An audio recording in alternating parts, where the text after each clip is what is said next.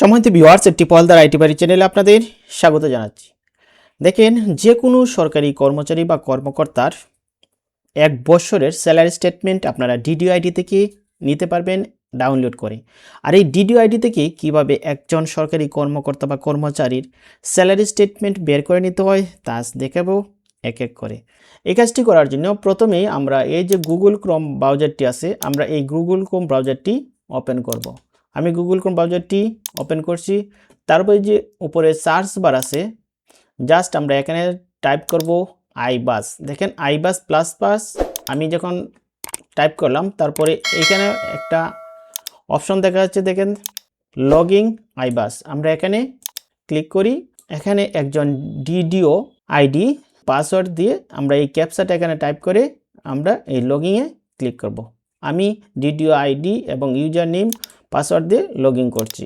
যখন আমার লগইন হয়ে গেল, তখন এই যে পে অ্যান্ড অ্যাকাউন্টিং আমরা এখানে ক্লিক করব। তখন ডিডিও আইডি যিনি ব্যবহার করেন তার মোবাইলে একটি ওটিপি যাবে, সময় থাকবে 4 মিনিট। তারপর আমরা ওটিপিতে এখানে টাইপ করব, তারপর নিচে ভেরিফাই আছে, ভেরিফাইয়ে ক্লিক করব।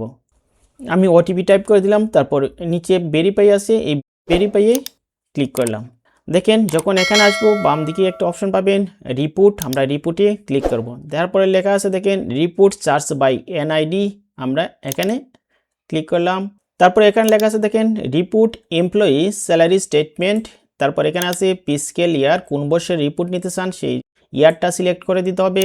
এখানে এনআইডি টাইপ করে দিতে হবে। তারপর নিচের দিকে রান রিপোর্টে ক্লিক করলেই রিপোর্টটা পেয়ে যাবেন। তথ্যগুলো দিয়ে এখানে টাইপ করছি। আমি ইয়ারটা সিলেক্ট করে দিলাম 24-25 ইয়ার সিলেক্ট করলাম। তারপরে ন্যাশনাল আইডিটা এখানে টাইপ করে দিলাম। আর কোনো কাজ নেই। তারপরে নিচের দিকে রান রিপোর্টে ক্লিক করব। এই এনআইডিটা যার নামে আছে তার স্যালারি শিটটা চলে আসবে। দেখেন আমি স্যালারি শিটটা দেখতে পাচ্ছি। তারপরে এই দিকে ডাউনলোড আইকন আছে, আমি ডাউনলোড করে নিতে পারি। নাম দেব ফাইল নেম, যেমন স্যালারি SALARY স্যালারি 2024-2025। তারপরে সেভে ক্লিক করলাম। এটা সেভ হয়ে গেল। অথবা আপনারা এই যে প্রিন্ট আইকন আছে, এই প্রিন্ট আইকনে ক্লিক করো, এটা প্রিন্ট করে নিতে পারেন। এই যে প্রিন্ট আইকনে ক্লিক করলাম, সেভ এস পিডিএফে রাখবো, সেভ এস পিডিএফ, তারপরে সেভ। এখন আবার এটা আমরা দিতে পারি আরেকটা নাম স্যালারি 2024-2025।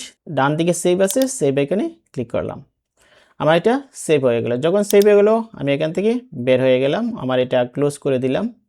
সমস্ত কাজ যখন কমপ্লিট, তারপরে আপনারা এই ডান দিকে লগ আউট দিয়ে বের হয়ে যাবে। আমি লগ আউট দিয়ে বের হয়ে গেলাম। তাহলে আপনি ভিউয়ার্স এভাবেই বাংলাদেশের যে কোনো কর্মকর্তা কর্মচারীর স্যালারি শিট অনলাইন থেকে বের করে নিতে পারেন এক ক্লিকে।